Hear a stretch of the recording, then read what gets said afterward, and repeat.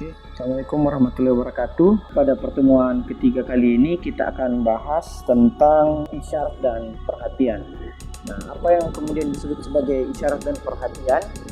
Nah, isyarat dan perhatian ini sebenarnya bahasa yang dikeluarkan oleh Ibnu Sina. Jadi kalau minggu lalu kita belajar tentang sejarah dari ilmu logika, itu dijelaskan bahwa logika Islam mantik itu juga merupakan inisiator dari Ibnu Sina. Jadi inisiatif dari Ibnu Sina untuk mentransliterasikan beberapa buku-buku dari specifically Aristoteles. Isyarat itu sebenarnya konsep yang karenanya akal kita berpindah atau memahami konsep lainnya. Nah, dalam hal ini bisa juga disebut sebagai dalil atau tanda. Jadi sama seperti pertemuan sebelumnya kita membahas tentang dalil dan tanda. Jadi isyarat itu adalah konsep yang karenanya kalau kita berpindah atau memahami konsep lainnya. Nah, misalnya asap yang merupakan isyarat bagi keberadaan api itu kan merupakan penanda ya atau tanda. Posisi asap kemudian disebut sebagai isyarat dan posisi api kemudian disebut sebagai perhatian. Nah, isyarat dapat pula seperti yang sebelum tadi dikatakan tanda, penanda, dalil atau pendalil. Sementara perhatian dapat pula disebut yang ditandai atau yang didalili. Nah, sebenarnya ini adalah lanjutan dari pertemuan yang lalu. Walaupun nanti kita akan tambah tanda yang spesifik seperti yang dijelaskan minggu lalu, yaitu dalam hal ini kata. Nah, pengetahuan itu terbagi dua menurut Ibnu Sina, pengetahuan asali dan pengetahuan isyarat. Nah, apa saja komparasinya, apa perbedaan dari pengetahuan asali dan pengetahuan isyarat ini? Tanda merupakan bagian dari pengetahuan tentu, namun ada pengetahuan yang membuat akal kita itu sebenarnya tidak berpindah ke sesuatu yang lain. Nah, sementara pengetahuan tanda kan akal kita berpindah ke sesuatu yang lain, sementara pengetahuan asali itu tidak berpindah sama sekali. Itu artinya dia sifatnya asali. Misalnya kalau kita berpikir tentang buku, ya sebagaimana buku, inilah yang kemudian disebut sebagai pengetahuan asali. Nah, tetapi karena teman-teman sudah dengar kata buku dari saya, sehingga itu kemudian disebut sebagai pengetahuan asali, tapi pengetahuan isyarat atau pengetahuan tanda. Karena sudah ada realitas eksternal yang teman-teman dengar melalui indera pendengarannya teman-teman. Nah, tentunya berbeda jika kita mendengar kata buku atau membaca kata buku. Apakah itu kita mendengar melalui telinga atau membaca melalui mata, itu diperlukan perpindahan dari kata buku, baik tulisan maupun lisan, ke eksistensi buku itu sendiri, sehingga ada yang kemudian disebut sebagai perpindahan atau dinamika, sehingga inilah yang kemudian disebut sebagai pengetahuan isyarat atau pengetahuan tanda. Nah, jenis pengetahuan yang berpindah tersebut yang disebut pengetahuan isyarat atau tanda. Jadi pembeda utamanya atau diferensiasi utamanya antara pengetahuan isyarat dan pengetahuan asali tadi adalah dinamika atau adanya perpindahan. Pengetahuan asali itu didapatkan dari berpikir tanpa memerlukan tanda dari realitas eksternal. Walaupun keduanya tentunya masih memerlukan proses berpikir. Jadi pembedanya itu pertama adalah dinamika yang terjadi. Yang kedua adalah pengetahuan asali itu dia tidak memerlukan realitas eksternal. Misalnya ketika saya berpikir tentang buku, tanpa saya pernah mendengar, tanpa saya tidak sementara mendengar kata buku baik secara lisan maupun tulisan. Itu artinya disebut sebagai pengetahuan asali. Sementara pengetahuan tanda tentunya diperlukan realitas eksternal. Nah, namun yang perlu kita garis bawahi adalah pengetahuan isyarat itu terkadang membutuhkan proses berpikir yang lebih panjang. Walaupun sebenarnya tidak selalu, tapi biasanya atau umumnya pengetahuan tanda itu kita perlu renungkan lagi. Karena dia membutuhkan perpindahan tadi. Perpindahan dari satu pemikiran ke pemikiran yang lain. Pertanyaan kemudian, apakah semua pengetahuan dapat diketahui? Nah, apakah semua pengetahuan yang ada di alam semesta ini dapat kita ketahui? Atau seperti pertanyaan junior saya dulu bahwa apakah akal itu terbatas? Nah, ini kan pertanyaan yang sangat klasik sifatnya ya. Pertama kita harus garis bawahi dulu perbedaan antara tanda yang sifatnya alami dan tanda yang merupakan artifisial atau buatan. Nah, beberapa tanda dibuat oleh manusia.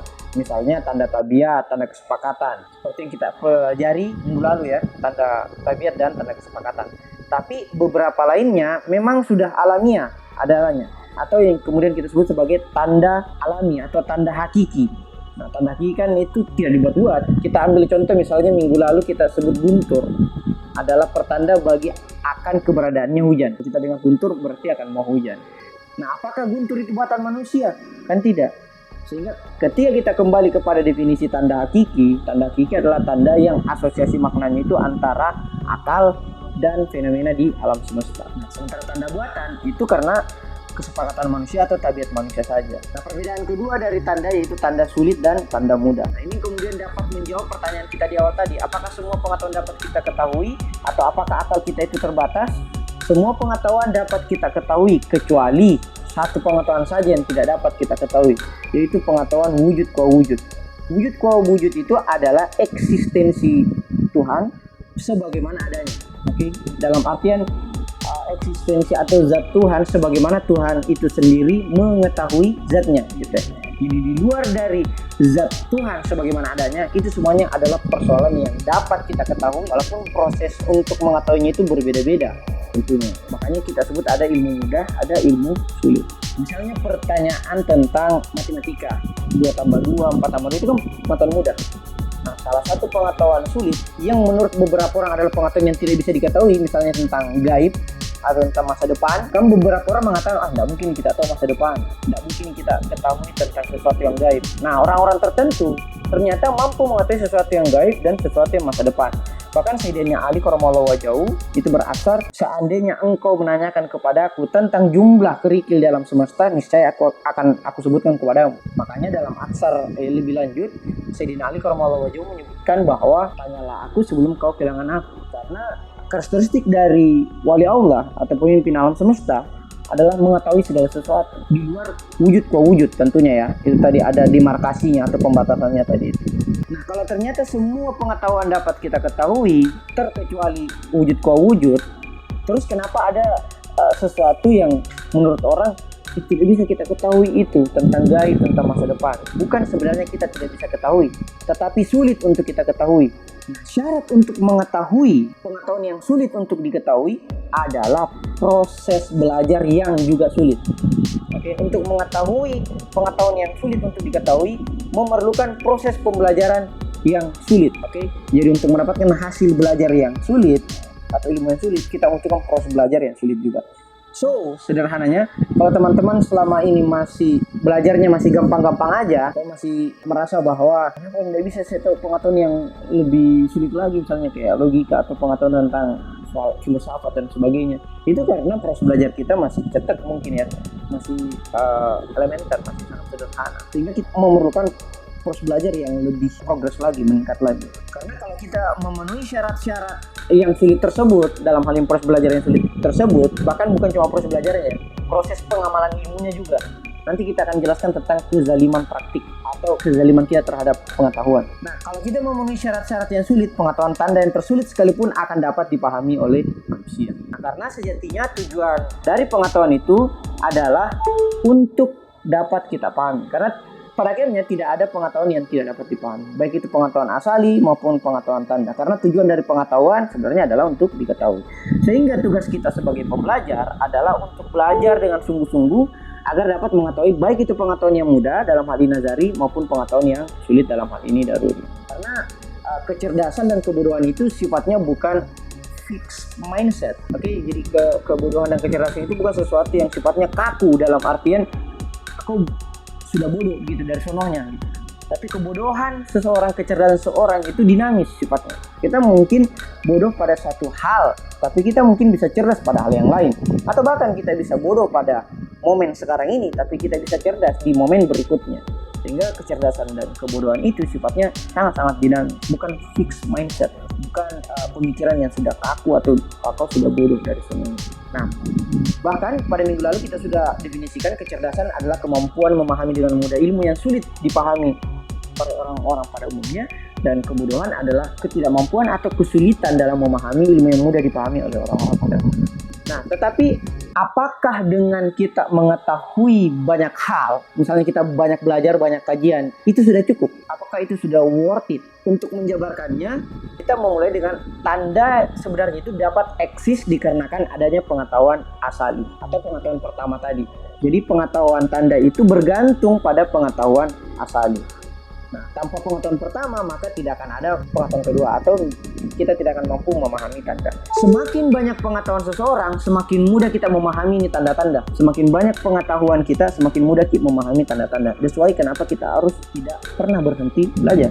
Seperti sabdanya Rasul, tuntutan ilmu sejak dari timangan sampai ke liang lahat. Namun banyak-banyakan pengetahuan bukanlah satu-satunya syarat. Oke, jadi bukan banyak-banyakan pengetahuan, bukan hanya sekadar kuantitas pengetahuan. Diperlukan pula kualitas pengetahuan tersebut di samping kualitas pengetahuan. Maka selain berlaku adil dengan akal, nah berlaku adil dengan akal yang dimaksud sini adalah memperbanyak pengetahuan baik itu logika, referensi dan sebagainya. Diperlukan pula berlaku adil pada pengetahuan. Jadi berlaku adil pada akal itu adalah banyak-banyak belajar. Oke, tapi berlaku adil pada pengetahuan adalah banyak-banyak mempraktekkan hasil yang telah kita pelajari. Oke, dalam hal ini memperbanyak amalan. Makanya kata Muqtada Mutahari, seseorang yang paling teoritis mestinya adalah seseorang yang paling praktis. Karena akal tanpa pengetahuan adalah kezaliman teoritis. Sementara pengetahuan tanpa perbuatan adalah kezaliman praktis. Nah, apa yang kemudian dapat kita petik dari mempelajari tanda? Atau dengan kata lain, apa manfaat mempelajari tanda dalam sub pembelajaran logika? Pertama, membuat kita semakin mampu memahami tanda-tanda kekuasaan Allah di alam semesta ini. Seperti banyak di riwayat Al-Quran itu dijelaskan tentang tidakkah kau memperhatikan tanda-tanda yang ada di alam semesta. Yang kedua, membuat kita tentunya mengaktualkan segala potensi dari akal kita. Dengan kata lain, kita dapat berlaku adil pada akal dengan mempelajari relasi antara setiap pengetahuan. Nah, yang ketiga, membuat kita lebih memahami tabiat dari setiap manusia, termasuk pula bahasa dari setiap kelompok, karena bahasa itu adalah bagian dari tanda. Yang keempat, membuat kita memahami gejala-gejala atau tanda-tanda yang ada dalam tubuh kita sendiri, misalnya melalui tabiat-tabiat kita, melalui kesehatan kita sendiri. Dan yang terakhir, membuat kita dapat memahami setiap analisis dari transaksi bisnis atau pekerjaan atau karir kita atau perkuliahannya teman-teman. Jadi itu beberapa manfaat atau 5 manfaat dari mempelajari tanda. Nah, fokus pembahasan logika itu adalah tanda kesepakatan. Oke, pertemuan sebelumnya kita sudah jelaskan 3 macam tanda, dan fokus pembahasan logika adalah tanda kesepakatan. Dalam hal ini kata, baik yang tulisan maupun yang lisan. Karena dari kata tersebutlah definisi dan argumentasi itu terbentuk, yang mana kita tahu bahwa definisi dan argumentasi itu adalah subjek dari ilmu logika. Subjek itu artinya fokus pembahasan dari ilmu logika. Kenapa kita harus fokus pada pembahasan kata ini?